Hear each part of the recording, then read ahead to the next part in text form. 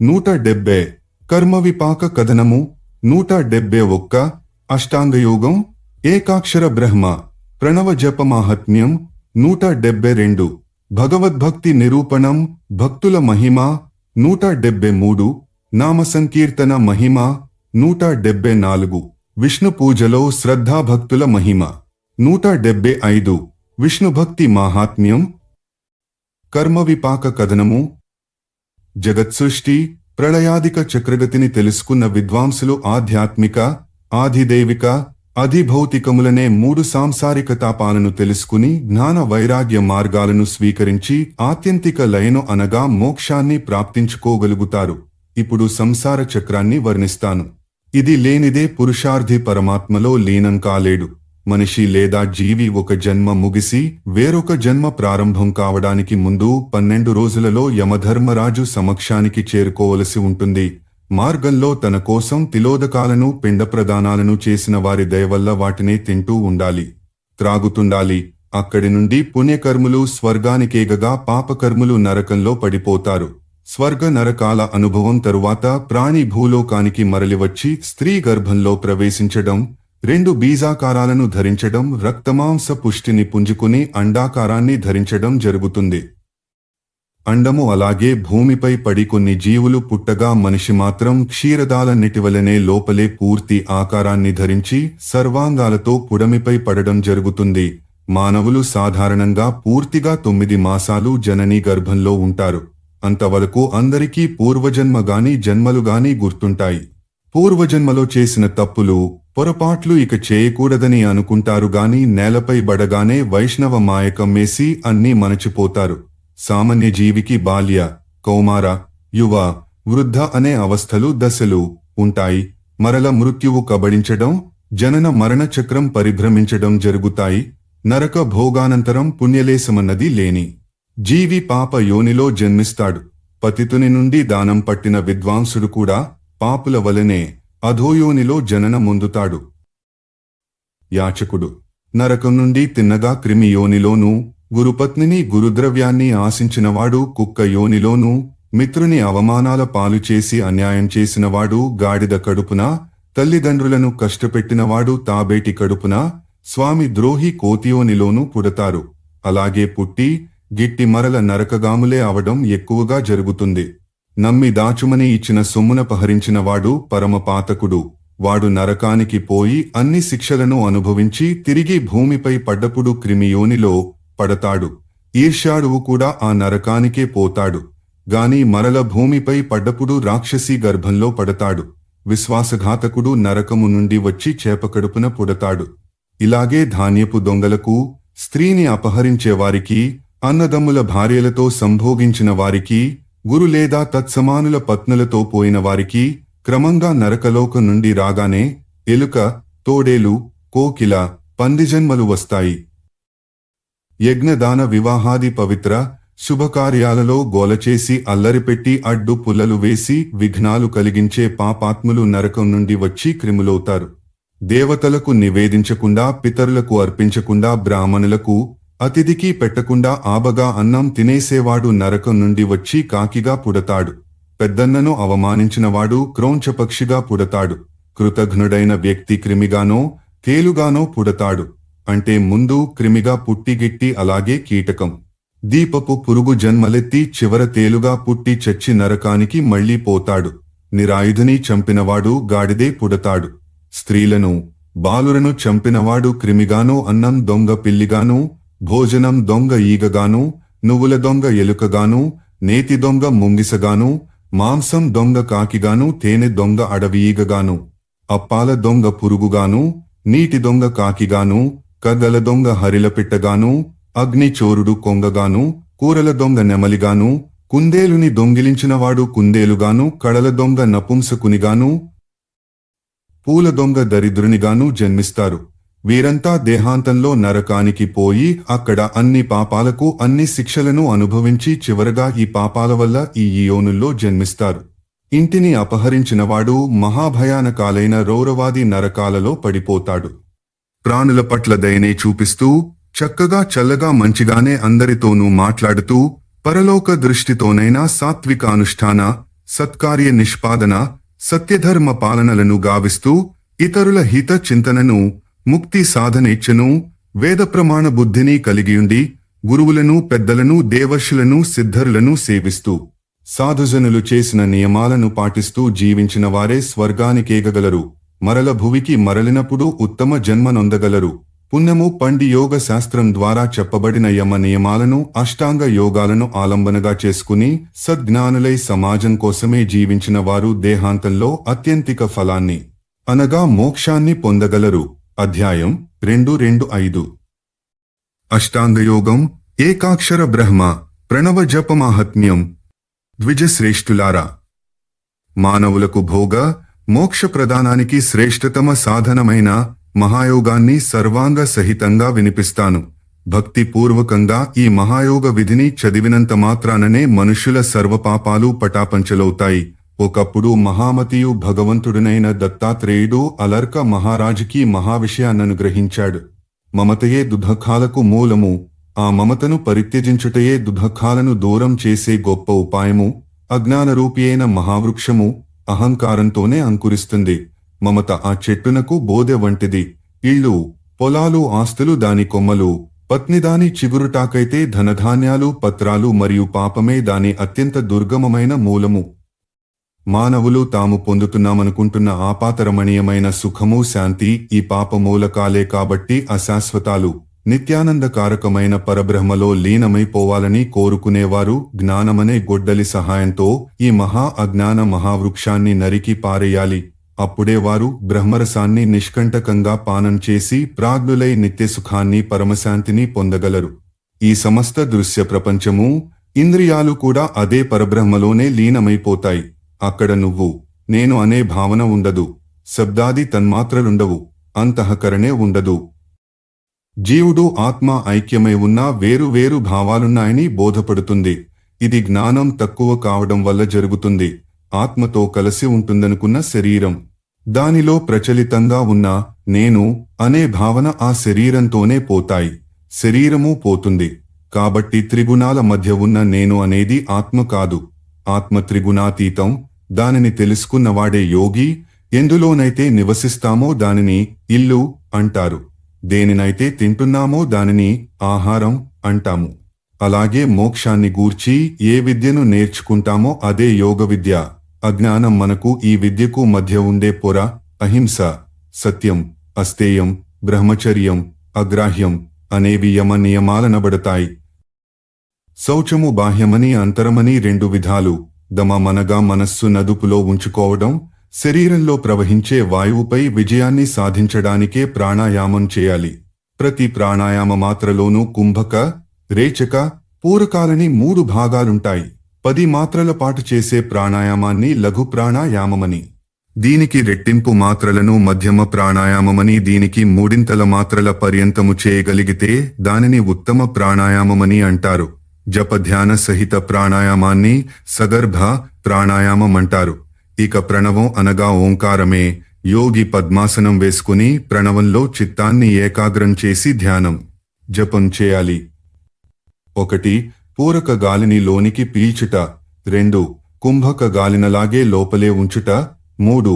రేచక గాలిని బయటికి వదలుట. ఈ స్థితిలో నతడు తన లింగాన్ని వృషణాలతోనూ కాలి మడమలతో అదిమిపట్టి అన్ని వికారాలను అదుపులో ఉంచుకోగలగాలి. తమోగుణాన్ని రజోగుణం చేత, రజోగుణాన్ని సత్వగుణం చేత అణచివేసి నిశ్చల వృత్తిని సాధించాలి. పంచేంద్రియాలను ప్రాపంచిక వాంఛలకు దూరం చేయాలి. వాయువును వీలైనంతసేపు ఆపి అదుపులోకి తెచ్చుకుని వదిలి మనస్సును రాగద్వేషాలకతీతం చేసుకోవాలి. ప్రత్యాహారమను పేరుగల ఈ పద్ధతిని నిరంతరం అభ్యసిస్తూ ఆచరిస్తూ ఉండాలి. 8 లేక 10 ప్రాణాయామాలను తీసుకునుటను ధారణ అంటారు. ఈ ధారణకు శరీరంలో 10 స్థానాలుంటాయి. అవి నాడి, నాభి, గుండె, గొంతు, నోరు, ముక్కుకొన, కనురెప్పల నడిమి భాగము, తల, ఇక చివరగా ఆత్మ. ఈ స్థానాలన్నీ వ్యక్తి అదుపులోకి వస్తే అతడు శాశ్వతుడవుతాడు. అగ్ని అగ్నిలో కలిసినట్లుగా ఆత్మ పరమాత్మలో కలిసిపోతుంది. ఓంకారమే పరబ్రహ్మకు సంకేతం. దానిని మనం నిద్రలో ఉన్న శ్వాస ద్వారా జపించగలగడమే యోగసిద్ధి. అగ్నిలో వేసిన ఏ వస్తువైనా అగ్ని ఆకారాన్నే ధరించినట్లు పరమాత్మ ధ్యానంలోనే ఉండిపోయే ఆత్మ పరమాత్మ ఆకారాన్నే ధరిస్తుంది. అప్పుడు సాధకుడు ఓంకారాన్ని మనసుతో శ్వాసతో జపిస్తాడు. అందులోని ఉ మకారాలే సత్వరజస్తమో గుణాలతో కలిసిపోయి తుదకు వాటిని జయించడంలో సాధకుని సార్థకుని చేస్తాయి. ఓంలో చివరి అర్ధమాత్ర నిర్గుణము, అది యోగుల ద్వారా తెలుపబడుతుంది. ఇందులో అనే ధ్వని కలిసి గాంధార స్వరం పలికి యోగమార్గంలో పరబ్రహ్మ వైపు తీసుకువెళ్లే యోగంగా స్వీకరింపబడింది. ఇప్పుడు సాధకుడు తనలో తనతో తాను బ్రహ్మ భావనను నిశ్చితం చేసుకుంటూ ఇలా అనుకుంటాడు: నేను జ్యోతిర్మయ పరబ్రహ్మను, నాకు స్థూల దేహం లేదు. ఈ పృథ్వీపైనున్న ఏ మలమో అంటని జ్యోతిర్మయ పరబ్రహ్మను నేను వాయురాకాశరహితుడనైన జ్యోతిర్మయ పరబ్రహ్మను నేను, స్థానరహితుడనైన జ్యోతిర్మయ పరబ్రహ్మను నేను, ధతలేని జ్యోతిర్మయ పరబ్రహ్మను నేను, శ్రోత్రత్వచేంద్రియ రహితుడైన జ్యోతిర్మయ పరబ్రహ్మను నేను, అజ్ఞాన రహితుడనైన జ్యోతిర్మయ పరబ్రహ్మను నేను, శరీర, ఇంద్రియ, మనఃబుద్ధి, ప్రాణ అహంకారములు ఉండని తురీయావస్థలో ప్రకాశించు పరమపద స్వరూపం జ్యోతిర్మయం అయిన పరబ్రహ్మను నేను, నిత్యశుద్ధ, బుద్ధ, ముక్త, ఆనందమయ, అద్వైత, జ్ఞాన స్వరూప జ్యోతిర్మయ పరబ్రహ్మను నేను. సర్వవ్యాపి పరబ్రహ్మ ఆయనకొక స్థానమంటూ ఉండదు. ఈ విధంగా పరబ్రహ్మను సాధించి పెట్టేది అష్టాంగయోగం. మాయా పాశబద్ధులై నిత్య, నైమిత్తిక కార్యాలను మాత్రమే చేసేవారు ఆ చక్రంలోనే గిరగిర తిరుగుతూ జీవితాంతం ఉండిపోతారు. కాబట్టి వారికి పరమాత్మలో ఐక్యమయ్యే స్థాయి రాదు. వారు మరల ఇదే పుడమిపై ఇలాగే పుడుతుంటారు, గిడుతుంటారు. అజ్ఞానంచే మోహితులై ఆ విషయాన్ని గ్రహించి అజ్ఞానాన్ని నశింపచేసుకుని జ్ఞానయోగ ప్రాప్తికై తపించి దానిని కైవసం చేసుకుని జీవన్ముక్తులైన వారు ఉన్నారు. జీవన్ముక్తుడైన యోగికి మరణం లేదు, దుఃఖముండదు, రోగమంటదు. సంసారంలోని ఏ బంధమూ వానిని బంధింప సమర్థం కాదు. పాపముక్తుడు కాబట్టి నరక దర్శనముండదు, గర్వముండదు, గర్భవాసక్లేశముండదు. అతడే స్వయంగా అవ్యయ నారాయణ స్వరూపుడవుతాడు. ధ్యానం, పూజ, జపం, స్తోత్రం, వ్రతం, యజ్ఞం, దాన నియమపాలనం చేయడం వల్ల మనిషికి చిత్తశుద్ధి ఏర్పడుతుంది. దానివల్ల జ్ఞానం కలిగే అవకాశం ఉంటుంది. ప్రణవాది మంత్రజపం చాలా గొప్పది. ఇంద్రుడు దానివల్లే దేవేంద్రుడైనాడు. గంధర్వులు, అప్సరలు, దేవతలందరూ కూడా ఆ జపం వల్లే అక్కడ నిలబడగలుగుతున్నారు. రాజుల రాజత్వానికాధారము మంత్రజపమే. అధ్యాయం 226. భగవద్భక్తి నిరూపణం. భక్తుల మహిమ. సూతుడు సౌనకాది మహామునులకు విష్ణుభక్తిని ఈ విధంగా వర్ణించి చెప్పాడు. విష్ణు భగవానుడు భక్తి చేతవలే ఇంక దేనిచేత సంతుష్టి నొందడు. మనిషి శ్రేయస్సుకి మూలం నిరంతర హరినామ స్మరణే. అదే పుణ్యోత్పత్తి సాధనం, అదే జీవన మధురఫలం. యథా భక్త్యా హరిస్తుష్యేత్ తథా నాణ్యేన కేనచిత్ మహతః శ్రేయసో మూలం. ప్రసవః పుణ్యసంతతేన్హ జీవితస్య ఫలం స్వాదు నియతం స్మరణం హరేన్హ. ఆచార 2:271-2. ఈ కారణం చేతనే విద్వాంసులు విష్ణుసేవనే భక్తి యొక్క అత్యంత ప్రముఖ సాధనంగా పేర్కొంటారు. భగవంతుడు త్రిలోకనాథుడనైన విష్ణుదేవుని నామాలను, ఆయన కర్మాది కీర్తనను చేస్తూ అందులో తన్మయులైపోయి ఆనంద బాష్పాలను రాలుస్తూ రోమాంచితులై గద్గద కంకులయ్యే వారే ఆయన మహాభక్తులు. తే భక్తాలోకనాథస్య నామ కర్మాది కీర్తనే ముంచంత్య శ్రూణి సంహర్షాద్యే ప్రహృష్టతనూరుహ. ఆచార 227-3-4. అందుచేత మనమంతా జగత్ప్రష్ట దేవదేవేశ్వరుడునైన విష్ణు భగవానుని ఉపదేశాలను అనుసరించాలి. నిజమైన వైష్ణవులుగా విష్ణువే గౌరవించేదెవరినంటే ప్రణామపూర్వకం భక్త్యా యో వదేద్ వైష్ణవో హి సహ తద్భక్త జన వాత్సల్యం పూజనం చానుమోదనం తత్కథా శ్రవణే ప్రీతిః అశ్రునేత్రాంగ విక్రియాః. येन सर्वात्मना विष्णा भक्त्या भावो निवेशितः विप्रेभ्यश्च कृतात्मत्वान् महाभागवतो हि सः विश्वोपकरणं नित्यं तदर्थं संगवर्णनं स्वयमभ्यर्चनं चेव यो विष्णुं चोपजीवति. ఆచార 2:276-8. వేదశాస్త్రానుసారం నిత్యకర్మలను నిర్వహిస్తూనే విష్ణువుని స్మరించేవారు. భక్తి భావంలో లోకాన్ని తనకు భిన్నంగా భావించుకుని తాను విష్ణువు వైపే మళ్లుతున్నానని త్రికరణ శుద్ధిగా తామరాకు మీది నీటి బొట్టువలే జీవిస్తూ విష్ణునామ సంకీర్తనను, విష్ణులీలను మాత్రమే మనసుకి పట్టించుకుంటూ బ్రహ్మజ్ఞానంగల సత్ప్రబహ్మణులలో విష్ణువునే దర్శిస్తూ తమ సమస్త జపతపాది సాధనాలన్నిటినీ విష్ణు పాదాలపైనే సమర్పిస్తూ ఆయననే ఏకమాత్రాశ్రయంగా కొలిచేవారు వైష్ణవులు. శ్రవణం, మహాభాగవతులు విష్ణుభక్తి 8 ప్రకారాలని విశ్వసిస్తారు. అవి కీర్తనం, స్మరణం, పాదసేవనం, అర్చనం, వందనం, దాస్యం, సఖ్యం. ఈ భక్తిని మ్లేచ్ఛ వ్యక్తి కూడా పాటించవచ్చు. హరిభక్తిలో తన్మయుడే ఉండేవాడే ఈ లోకంలో శ్రేష్ఠ బ్రాహ్మణుడు. అతడే ముని, అతడే ఐశ్వర్య సంపన్నుడు, అతడే మోక్షార్హుడు.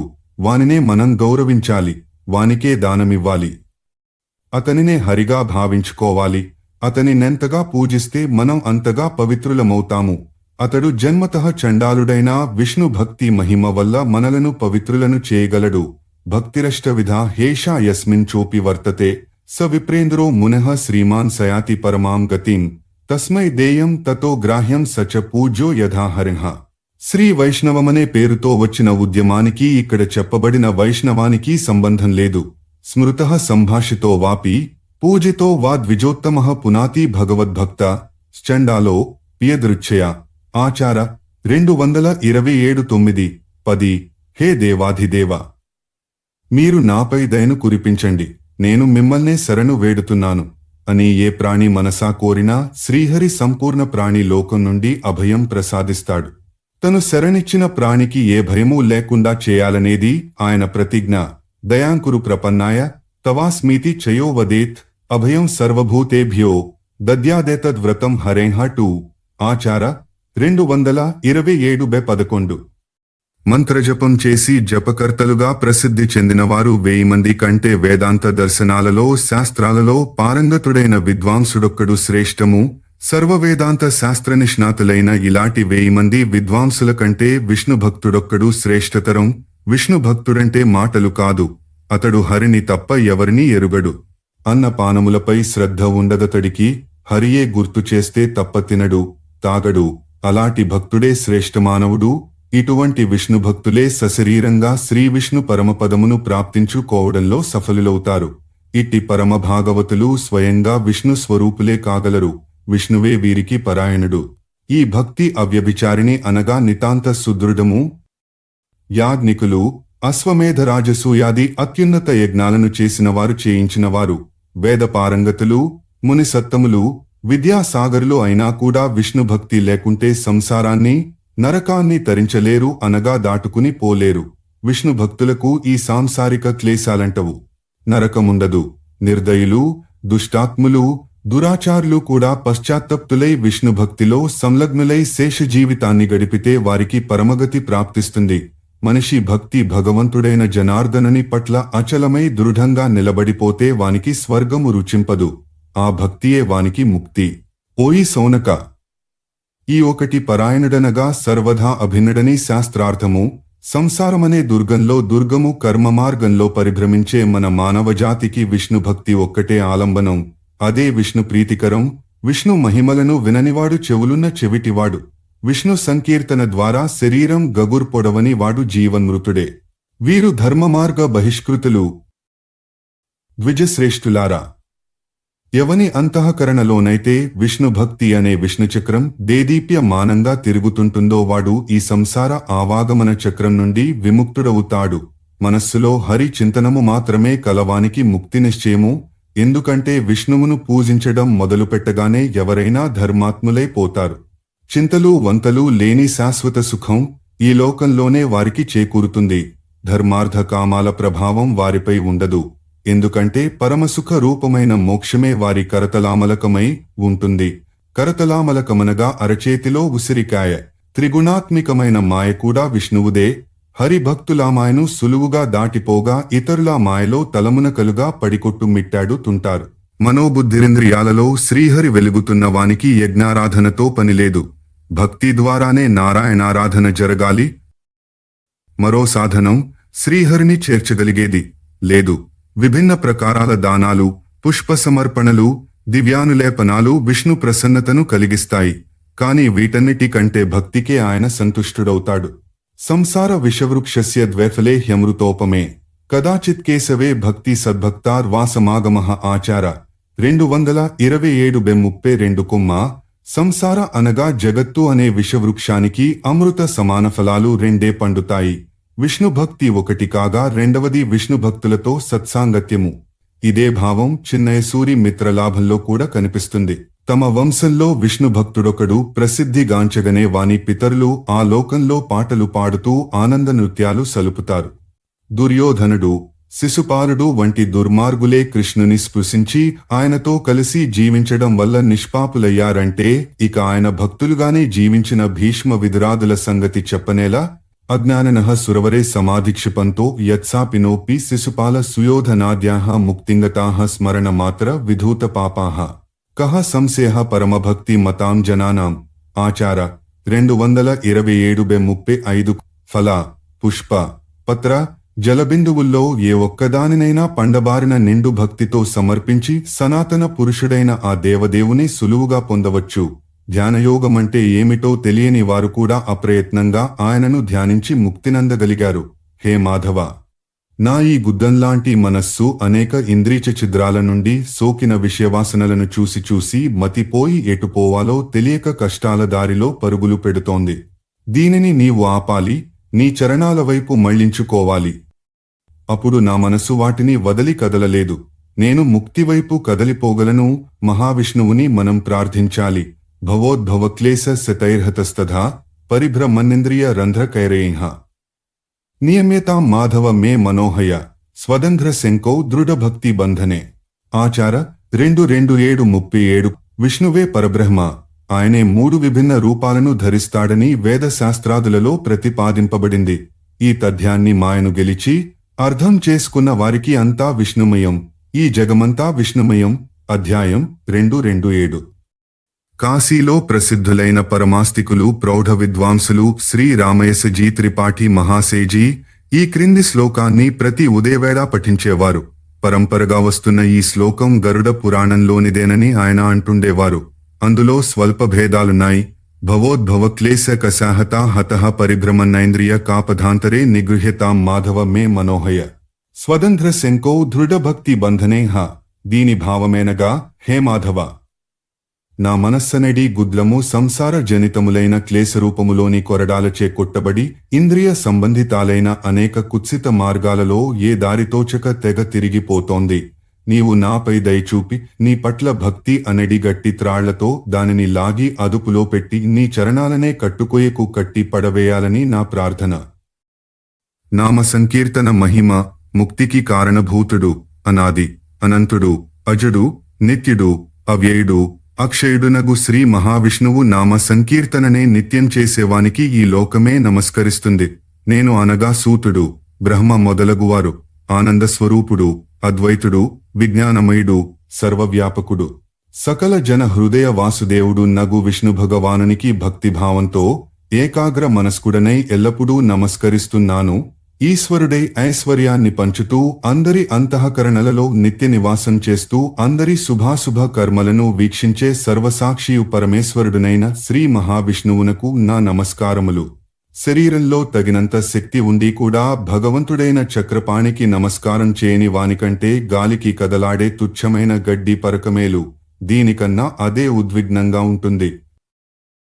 నవనీల మేఘశ్యాముడు, లోకనాథుడు, పరమపురుషుడు, అప్రమేయుడునైన శ్రీకృష్ణ భగవానునికి భక్తి పరవశుడై ఒక్కమారు సర్వస్వాన్ని అర్పించుకుంటూ నమస్కారం చేస్తున్న స్వపచుడు చండాలుడు. కులీనుల కంటెనుత్త ముడై ఉత్తమ గతులు పొందుట కర్హుడవుతాడు. 100 యజ్ఞాలు చేసినా దక్కని ఫలం నేలపై బడి శ్రీకృష్ణునికి భక్తిశ్రువులు పొంగుతుండగా సాక్షాద్దండ ప్రణామం ఒక్కసారి చేస్తేనే దక్కుతుంది. ఈ సాష్టాంగ ప్రణామమే సంసార ప్రళయ జలాల్లో మునగని నావలాగా నిలబడి కృష్ణ భక్తుని కాపాడుతుంది, ముక్తిని ప్రసాదిస్తుంది. నమో నారాయణాయ మంత్ర స్మరణమెంతో సులభం. దానినలా ఏ పని చేస్తున్నా, ఏ పని చేయకున్నా శ్వాసతో బాటుగా స్మరిస్తే చాలు. ఇక్కడ అన్ని సుఖాలు, అక్కడ స్వర్గ సుఖాలు లభిస్తాయి. అయినా ప్రజలు మూర్ఖులై ఈ మంత్రాన్ని విస్మరించి నరకానికి పోతున్నారు. విష్ణు మహిమను గానం చేయాలంటే 1000 ముఖాలైనా చాలవు. 2000 నాలుకలున్న శేషుడే ఎంత గానం చేసినా స్వామి మహిమలో సహస్రాంశను కూడా చెప్పలేకపోయాడు. వ్యాసాది మహానుభావులే ఆయన లీలలను అనితర సాధ్యంగా చెప్పి కూడా పూర్తిగా చెప్పలేకపోతున్నారు. కాబట్టి ఆయన దయ ఎంత గొప్పదంటే తనను ఒక్కమారు ఆర్తిగా భక్తితో పిలిచినా వచ్చి రక్షిస్తాడు.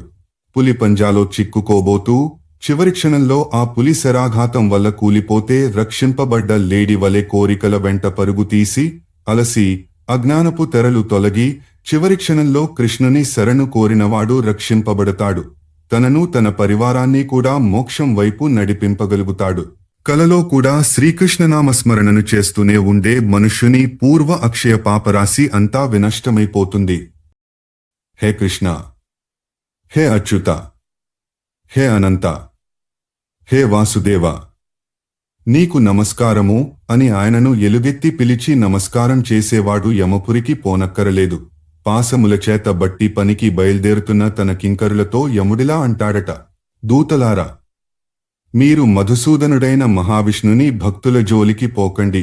నేను అన్యజీవుల పాపుల గుంపుకే స్వామిని, వారినే శిక్షింపగలను, మీరు వారినే గుని రాగలరు. విష్ణు భక్తులకు స్వామి విష్ణువే, వారి మరణానంతర జీవనాన్ని ఆయనే చూసుకుంటాడు. నామసంకీర్తన వల్ల కలిగే సుఖం ముందు స్వర్గ సుఖం తుచ్చంగా కనిపిస్తుంది. పైగా అది అనిత్యం, క్షేశీలం. శ్రీకృష్ణధామం దాకా గల మార్గంలో కృష్ణదేవలగ్న చిత్తుడైన వానికేకైక పాధేయం అనుపమ అవలంబనం శ్రీకృష్ణనామ సంకీర్తనమే. సంసారరూప సర్పదంస పాముకాటుకు ఏకమాత్ర ఔషధం శ్రీకృష్ణనామమే. క్రింది వైష్ణవ మంత్రాన్ని జపించిన వారికి ముక్తి సులభ సాధ్యము. పాధేయం పుండరీకాక్ష నామ సంకీర్తనం హరేణ్హ సంసార సర్ప సందష్టవిష చేష్టక భేషజం. ఆచార 228-17 కృతయుగంలో హరినే ధ్యానిస్తూ, త్రేతాయుగంలో ఆయన మంత్రాలను జపిస్తూ, ద్వాపరంలో ఆయనను పూజిస్తూ ఏ ఫలాలనైతే ప్రాణులు పొందాయో అవే ఫలాలను కలియుగంలో కేశవ నామస్మరణ సంకీర్తన మాత్రమున పొందగలవు. ధ్యాయన్ కృతే జపన్ మంత్రై స్త్రేతాయాం ద్వాపరేర్చయన్ యదాప్నోతి తదాప్నోతి కలో సంస్కృత్య కేశవం. ఆచార 228-18 జిహ్వాగ్రాన హరియను రెండక్షరములు గల వ్యక్తి సంసార సాగరాన్ని అనాయాసంగా దాటి మోక్షమునందగలడు. జిహ్వాగ్రే వర్తతేయస్య హరిరిత్యక్షరద్వయం సంసార సాగరం తీర్వాస గచ్చేద్వైష్ణవం పదం. ఆచార 228-19 అనేక పాపాలను తెలుసో తెలియకో చేసిన వారు వాటి నుండి ముక్తులై పరిశుద్ధులు కావాలంటే హరినామస్మరణమే మార్గము. నారాయణ స్తవనము, గుణకీర్తనలచే నిండిన కథలను వినడంలో నిమగ్నుడైన వ్యక్తిని ఈ సంసారంలో ఏదీ బాధించలేదు. కలలో కూడా అతడి లోకాన్ని వరించడు. విజ్ఞాత దుష్కృతి సహస్రమావృతో పి శ్రేయః పరంతు పరిశుద్ధమా భీప్సమావహ స్వప్నాంతరే నహి పునశ్చ భవం సపస్యే. నారాయణ స్తుతి కథాపరమో మనుష్యః. ఆచార 228-20 అధ్యాయం 2:8 విష్ణు పూజలో శ్రద్ధాభక్తుల మహిమ. సౌనకాది మహామునులారా, జీవన సారం సర్వలోక స్వామి అయిన శ్రీహరి ఆరాధన మాత్రమే. పురుష సూక్తం ద్వారా ఎవరైతే పుష్పజలాదులను ఆ పరాత్పరునికి, ఆ శ్రీ మహావిష్ణువుకి సమర్పిస్తారో వారు సర్వదేవతలను సర్వజగత్తుతో సహా పూజించిన పుణ్యాన్ని పొందుతారు. విష్ణు పూజ చేయని వానిని బ్రహ్మఘాతిని చూసినట్లే చూడాలి. సమస్త ప్రాణుల ఉత్పత్తి ఎవని నుండి జరిగిందో, సమస్త చరాచర జగత్తంతటా వ్యాపించిన భగవంతుడెవరో అట్టి విష్ణుదేవుని పూజించని మానవుడు పేడపురుగుతో సమానుడు. నరకంలో నోటితో చెప్పరాని బాధలు పడుతున్న వారిని యమధర్మరాజు ఇలా ప్రశ్నిస్తాడు, ఏమయ్యా, ఏమమ్మా, మీరు కష్టవినాశకుడైన విష్ణుదేవుని అస్సలు పూజించనే లేదా? ఎందుచేత? స్తోమతులేకనా? ఆయనతో ఆ సమస్య ఉత్పన్నం కాదే. ఒక నీటి చుక్కను ఆయనకు సమర్పించి నమస్కారం చేస్తే ప్రసన్నుడైపోయి తన లోకాన్నే మీకిచ్చివేసే కరుణామయుడు కదా ఆయన. విష్ణు పూజను చేయక ఈ నరకంలో పడ్డారు. ఏల చేసిరి కాదో. శ్రద్ధగా మనిషి చేసే పూజలకి సంతుష్టుడై ఆ మహావిష్ణువు తనికి చేసే ఉపకారాన్ని వాని తల్లిగాని తండ్రిగాని సోదరుడుగాని వేయలా మరే దేవతలుగాని చేయలేరు. అలాగే మనస్సు పెట్టి చేసే పూజ తప్ప ఆయనకెవరూ ఏమీ సంతుష్టిగా పెట్టనూ లేరు. దానాలుగాని, స్వర్ణంగాని, ఖరీదైన సుగంధాలుగాని, అనులేపనాలుగాని భక్తివలే ఆయనను తృప్తిపరచలేవు. నీ సంపత్తి, ఐశ్వర్యం, బలం, పుత్రపౌత్రాదులు, మాహాత్మ్యము ఇవేమీ ఆయనకవసరం లేదు. ఆయనకి కావలసింది భక్తి ఒక్కటే. అధ్యాయం 229 సహస్ర శీర్షాపురుషః మున్నగు 16 మంత్రాలు పురుష సూక్త నామంతో ప్రసిద్ధాలు. ఈ మంత్రాలన్నీ దేవతా సంహితలలోనూ ఉంటాయి. విష్ణుభక్తి మాహాత్మ్యం. అన్ని శాస్త్రాలను అవలోకించి మరల విచారించి చూస్తే తేలే పరమ విజ్ఞాన పూర్ణమైన నిష్కర్ష ఒక్కటే. అదేమనగా మనుష్యులు ఎల్లవేళలా శ్రీమన్నారాయణునే ధ్యానించాలి. ఆలోక్య సర్వశాస్త్రాణి విచార్య చ పునః పునః ఇదమేకం సునిష్పన్నం ధ్యేయో నారాయణః సదా. ఆచార 231 కొమ్మ. తదేక నిష్ఠతో నిత్యం నారాయణ ధ్యానం చేసేవానికి దానాలు, విభిన్న తీర్థ పరిభ్రమణం, తపస్సు, యజ్ఞాలు చేయడం వంటివి ఎందుకు? ఏం ప్రయోజనం? అనగా శ్రీమన్నారాయణ ధ్యానమే సర్వోత్కృష్టదానం. తీర్థం, యజ్ఞం, సమస్త ప్రాయశ్చిత్తాలు, తప కర్మలు విష్ణువు వైపు నడిపించేవే. వీటన్నిటిలో సర్వశ్రేష్ఠ తపం ఆయన ధ్యానమే. ఎన్ని పాపాలు చేసిన వాడైనా పశ్చాత్తాపపడి మనసా హరిని ధ్యానిస్తూ శేష జీవితం గడిపితే చాలు. ప్రాయశ్చిత్తం అవసరమే లేదు. ఒక ముహూర్తం పాటు అన్నీ మణచి ఆయనను ధ్యానిస్తేనే స్వర్గం ప్రాప్తిస్తుంది. అటువంటప్పుడు అనన్య పరాయణ భక్తి గలవాని విషయము చెప్పనేలా? ముహూర్తమపియోధ్యాయే నారాయణ మతంద్రితః సో 2 స్వర్గతి మాప్నోతి కిం పునస్తత్పరాయణః. యోగపరాయణులు, యోగసిద్ధులు కలలోనూ ఇలలోనూ కూడా చివరికి సుషుప్త్యవస్థలోనూ భగవానుడైన అచ్యుతునే మనసా ఆశ్రయించి ఉంటారు. సామాన్యులైనా లేస్తూ, పడుతూ, రోదిస్తూ, తింటూ, కూర్చుంటూ, నిద్రిస్తూ, మేలుకొంటూ గోవింద మాధవ నారాయణ అంటూ స్మరిస్తుండాలి. ఎవరి కర్మలను వారు నిర్వర్తిస్తూనే చిత్తాన్ని హరిపై లగ్నం చేయాలి. ఆయన పట్లనే అనురక్తులై ఉండాలని శాస్త్రాల కథనం. స్వే స్వే కర్మణ్యభిరతః కుర్యాత్ చిత్తం జనార్దనే ఏషా శాస్త్రానుసారోక్తి కిమన్యైర్బహుభాషితైః. ఆచార 239. ధ్యానమే పరమధర్మము, ధ్యానమే పరమతపము, ధ్యానమే పరమశుద్ధి. కాబట్టి మానవులు భగవద్ధ్యాన పరాయణులై ఉండాలి. విష్ణుధ్యానమును మించిన ధ్యానము లేదు, ఉపవాసాన్ని మించిన తపస్సు లేదు. కాబట్టి వాసుదేవ చింతనమే మన ప్రధాన కర్మ కావాలి. ఈ లోకంలో గాని పరలోకంలో గాని ఏవైతే అత్యంత దుర్లభాలో, కనీసం ఆలోచనకు కూడా అందవో అలాంటి వాటినన్నిటినీ మధుసూదనుడు మనం అడగకుండానే ఇస్తాడు. యజ్ఞాదులలో పొరపాట్లను కూడా ఆయన పూరిస్తాడు. ప్రమాదాత్ కుర్వతాం కర్మ ప్రత్యవేతాధ్వరేషియత్ స్మరణాదేవ తద్విష్ణోః సంపూర్ణం స్యాదితి శృతిః. ఆచార 213. పాపకర్ములను శుద్ధిపరచాలంటే హరి ధ్యానమును మించిన సాధనం లేదు. పునర్జన్మను తెచ్చే కారణాలను దహించి భస్మం చేసే యోగాగ్ని హరిధ్యానం. సమాధి ధ్యాన యోగ సంపన్నుడైన యోగి యోగాగ్నిలో తను తెలిసి తెలియక చేసిన కర్మఫలాలన్నిటినీ భస్మము చేసి పూర్వకర్మఫలం కూడా లేకుండా చూసుకుని ఈ జన్మలోనే ముక్తిని పొందుతాడు. వాయువుకు అగ్నితోడైనట్లు ధ్యానయోగికి విష్ణు కృపతోడై వాని కర్మఫలాలను దహించి వేస్తుంది. స్వర్ణంలో గల మలం అగ్నిలో పడితే మటుమాయమైనట్లు మనిషిలోని మాలిన్యం విష్ణుధ్యాసలో పడితే పటాపంచలైపోతుంది. మంచి కోసం ఎదురు చూడకుండా హరివైపు మళ్లిపోవాలి. హరిధ్యానము చేసే రోజే మంచి రోజు. తిథే మంచి తిథి, తారే నక్షత్రమే. సంపత్తారా ఎవని హృదయంలోనైతే గోవిందుడుంటాడో వానికి కలియుగం కూడా సత్యకృత యుగమైపోతుంది. సుఖంగా ఉంటాడు, ఏమీ లేకపోయినా అదే హరి హృదయమందు లేనివానికి సత్యయుగమే కలియుగమైపోతుంది. ఏమీ సుఖముండదు. అన్నీ సమకూడియున్నా కలో కృతయుగం తస్య కలిస్తస్య కృతయుగే హృదయే యస్య గోవిందో యస్య చేతసి నాచ్యుతః యస్యాగ్రతస్తథా పృష్ట గచ్చంతస్తిష్టతోపివా గోవిందే నియతం చేతః కృతకృత్య సదైవ సహ. ఆచార 230. 24. శ్రీ కేశవదేవుని చరణాలపై తన మనసును జీవితాన్ని సంపూర్ణంగా అర్పించిన మహాభక్తుడు గృహస్థాశ్రమాన్ని పరిత్యజింపకపోయినా, మహాతపశ్చర్యలో మగ్నుడు కాకపోయినా మాయను ఛేదింపగలడు. శ్రీ మహావిష్ణువు ఎవని హృదయంలో కొలువై ఉంటాడో అతడు క్రోధులను క్షమతోనూ మూర్ఖులను దయతోనూ మార్చగలడు. ధర్మాత్ములపై ప్రసన్నతను కురిపించగలడు. క్షమాంకుర్వంతి క్రుద్ధేషు దయాం మూర్ఖషు మానవాః ముదంచ ధర్మశీలేషు గోవిందే హృదయస్థితే. ఆచార 227.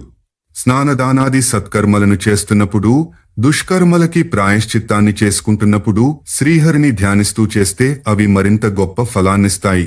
నీలకమల సమాన కాంతిమంతుడు సుందర శ్యామవర్ణుడునైన శ్రీ మహావిష్ణువు ప్రకాశించే హృదయం కలవాడు సర్వవిజయుడవుతాడు.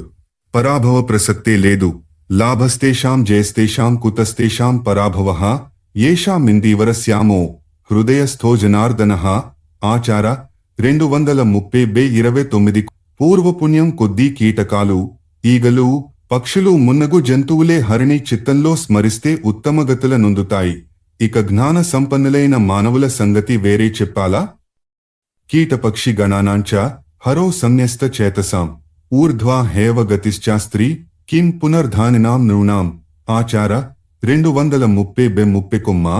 భగవంతుడైన వాసుదేవుడను మహావృక్షము యొక్క నీడలో నివసించగలిగిన వారికి ఎముకలు కొరికే చలిగాని గుండెను మండించే వేడిగాని ఉండవు.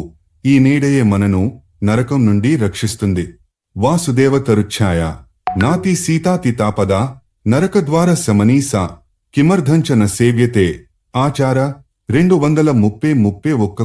మిత్రులారా, మధుసూదన భగవానుని తన మనసులో నివసింపచేసుకోగలిగిన వానిని, అహర్నిశలు ఆయననే ధ్యానించే వానిని మహాక్రోధి దుర్వాసుని శాపం కూడా నశింపచేయలేదు. ఇంద్రుని శాసనమైన వానిని బాధింపసమర్థం కాదు. నచ దుర్వాస సహ శాపో రాజ్యం చాపి సచీపతేన్హ హంతుం సమర్థం హి సఖే హృత్కృతే మధుసూదనే 2. ఆచార 230-32. ఎవరితోనో మాట్లాడుతూ, ఆపుతూ, ఇచ్ఛానుసారం అన్యకార్యాలు చేస్తూ కూడా మనసులో నిరంతరం భగవద్విషేక చింతన చేయగలిగితే ధారణ అనే మహాసిద్ధి కైవసమైనట్లే. ఈ ధారణే అనగా ధ్యేయంపై చిత్తస్థిరతయే విష్ణులోక ప్రాప్తిదం. వదతస్తిష్టతో న్యద్వా స్వేచ్ఛయా కర్మ కుర్వతః నాపయాతి యదా చింతా సిద్ధాం మన్యేత ధారణాం. ఆచార 230-33. సూర్యమండల మధ్యంలో స్థిర ప్రకాశంతో వెలుగొందువాడు, కమలాసనంపై కొలువు తీరేవాడు, కేయూర మకరాకృత కుండలుడు, దివ్యహారయుక్తుడు, మనోహారిణి స్వర్ణసుందర కాంతితో విరాజిల్లు శరీర శోభాయుక్తుడు, శంఖచక్రధరుడునగు విష్ణు భగవానుని అన్ని ప్రాణులు ధ్యానించాలి. ధ్యేయ సదా సవితృ మండల మధ్యవర్తి నారాయణ సరసిజాసన సంనివిష్ట కేయూరవాన్ మకరకుండలవాన్ కిరీటి హరి హిరణ్మయవపుర్హరుత శంఖ చక్ర. ఆచార 230-34. భగవద్ధ్యానాన్ని మించిన పవిత్ర కార్యం ఈ విశ్వంలోనే లేదు. విష్ణు ధ్యానపరుడు చండాలుడు భక్తితో పెట్టిన అన్నాన్ని తిన్నా అపవిత్రుడు కానేరడు. ఎందుకంటే విష్ణుభక్తుడే స్వయంగా భగవన్మయుడు. ప్రాణుల చిత్తం విషయ వాసనలలో తగులుకుని చిక్కుకుపోవడం, ఇరుక్కుపోవడం చూస్తూనే ఉంటాం. కాని అదే అనురక్తిని ఈ ప్రాణులు భగవంతుని వైపు మళ్లిస్తే ఎందులోనూ చిక్కుకోక, ఇరుక్కోక జీవన్ముక్తులే కాగలరు కదా. సదాచిత్తం సమాసక్తం జంతోర్విషయ గోచరే యది నారాయణే 2 కోన ముచేత బంధనాత్.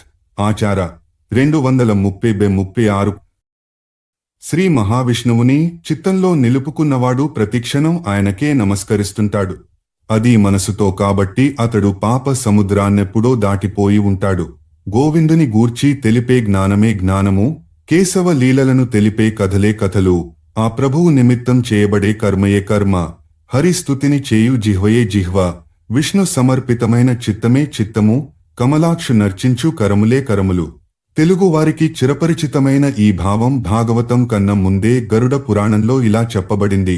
తదిజ్ఞానం యత్ర గోవిందః సా కథా యత్ర కేశవః తత్కర్మ యత్ తదర్ఘాయ కిమన్యైర్బహుభాషితై టు సా జిహ్వాయ హరిం స్తోతి తచ్చిత్తం యత్ తదర్పితం తావేవ కేవలో శ్లాఘ్య యౌ తత్పూజా కరౌ కరౌ.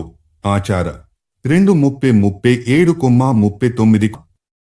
మస్తకమున్నందుకు ఫలమేమి? భగవానుని పాదాలపై పెట్టి నమస్కరించే సత్కర్మను చేయగలుగుట. చేతులెందుకు? దేవుని పూజించుటకే. మనస్సెందుకు? శ్రీహరి గుణ కర్మలపై నిత్య చింతనను నిర్వహించుటకే. నోరున్నది కేవలం శ్రీహరి గుణకీర్తనం చేయుటకే. ప్రణామ మీసస్య శిరః ఫలం విదుస్త దర్బనం పాణిఫలం దివోకసః. మనఃఫలం తద్గుణ కర్మచింతనం వచస్తు గోవింద గుణస్తుత్యః ఫలం. ఆచార 230-40. సుమేరు పర్వతమంతా మందరాచలమంత కుప్పలుగా పాపాలు రాసిపోసుకున్న ఆర్జించిన దుర్జనుడైనా పరివర్తనముంది. పశ్చాత్తపించి ఒక్కమారు కేశవుని స్మరించిన ఆ పాపరాశి అంతా దగ్ధమై భస్మమై ఎగిరిపోతుంది.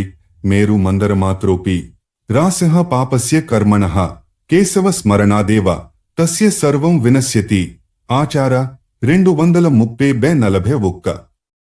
ఎవనిపై మనసును లగ్నం చేసిన ప్రాణి నరకం వైపే పోనక్కర్లేదో, ఎవని చింతన సుఖానికి ముందు స్వర్గసుఖాలే దిగదుడుపో, ఎవనిని అర్థం చేసుకున్న జ్ఞానులు బ్రహ్మలోక ప్రాప్తిని పట్టించుకోరో, ఏ భగవానుడు అవ్యయుడై జడబుద్ధులైన మానవుల మనస్సుల్లో నిలచి వారిని ముక్తికి అర్హులను చేస్తాడో అట్టి శ్రీ మహావిష్ణువుని నిరంతరం జీవితాంతం సంకీర్తనం చేసేవారు ఆయనలోనే కలసిపోవడంలో ఆశ్చర్యమేముంది. యస్మిన్ వ్యస్తమతిర్నయాతి నరకం స్వర్ణోప్రి యచ్చింతనే విఘ్నాయత్ర నవా విసేత్ కథమపి బ్రహ్మోపి లోకోల్పకః. ముక్తించేతసి సంస్థతో జడధియాం పుంసాం దదాత్యవ్యేహ కిం చిత్రం యదయం ప్రయాతి విలయం తత్రాచ్యుతే కీర్తితే. ఆచార 230-44. దున్హక సాగరాన్ని దాటాలనుకునేవారు వారి వారి స్తోమతను బట్టి యజ్ఞ జప స్నానాదులను చేస్తూ వాటితో బాటు శ్రీమన్నారాయణ సంకీర్తను కూడా చెయ్యాలి. ఏ స్తోమతూ లేనివారు సంకీర్తనమొక్కటి చేస్తే చాలు. రాజ్యానికి రాజు, బాలకులకు తల్లిదండ్రులు, సమస్త ప్రాణులకు ధర్మము ఆశ్రయాలైతే ఆ ధర్మమే అన్నిటితో బాటు శ్రీహరి నాశ్రయించుకుని ఉంటుంది. రాష్ట్రస్య శరణం రాజా పితరో బాలకస్య చ ధర్మశ్చ సర్వమర్త్యానాం సర్వస్య శరణం హరిః. ఆచార 230-46. జగత్కారణ స్వరూపుడు సనాతనుడునైన వాసుదేవుని పూజించు వాని దర్శనమే ఒక తీర్థయాత్రంత పుణ్యాన్నిస్తుంది. నిరాలస్యుడై బద్ధకం లేనివాడై గోవింద ధ్యానం చేస్తూ నరుడు తన స్వాధ్యాయాది కర్మలను కూడా ఆయనకే సమర్పిస్తూ నిర్వహించాలి. శూద్రుడైన నిషాదుడైనా చండాలుడైన శ్రీ మహావిష్ణువు యొక్క మహాభక్తుడైతే వాని కులశీలములతో పనిలేకుండా వానిని గౌరవించి నమస్కరించు వారి గౌరవ నమస్కారములను స్వయంగా విష్ణువే స్వీకరించి వారికి నరక బాధ లేకుండా చేస్తాడు. ధనప్రాప్తి కోసం ఒక ధనవంతుని చేరి వానినే స్తుతిస్తూ గడిపే వానికి ధనప్రాప్తి కలుగుతుందో లేదో కాని మోక్షమును కోరి విష్ణునామస్మరణ సంకీర్తనాదులను చేయువారికి ముక్తి తప్పక ప్రాప్తిస్తుంది. అడవిలో రేగిన అగ్నికీలలు కర్రను ఇతర ఇంధనాలను దహించునట్లు యోగి హృదయస్థితుడైన విష్ణువు వారి సమస్త పాపాలను భస్మీపటలం చేస్తాడు. విష్ణువు పట్ల మనకెంత విశ్వాసముంటుందో అంత సిద్ధి మనకి కలుగుతుంది. విద్వేషాదపి గోవిందం దమఘోషాత్మజః స్మరన్ శిశుపాలో గతస్తత్వం కిం పునస్తత్పరాయణ. ఆచార 230-54. శ్రీకృష్ణ భగవానుని పుట్టిన దగ్గర్నుండి ద్వేషిస్తూ బతికి ఆయననే ఎదిరించి ఆయన చేతిలోనే పోయిన శిశుపాలుని వంటి దుష్టుడే. ఆయనను ఎలాగో ఒకలాగా నిత్యం స్మరించిన పుణ్యం వల్ల ఆయనలో లీనమైపోయాడంటే ఇక భక్తి భావంతో శ్రీవిష్ణుపరాయణులై నిత్యము ఆయనను స్మరించు వారి సంగతి వేరే చెప్పాలా? అధ్యాయం 2:30. 170. కర్మవిపాక కథనము 171.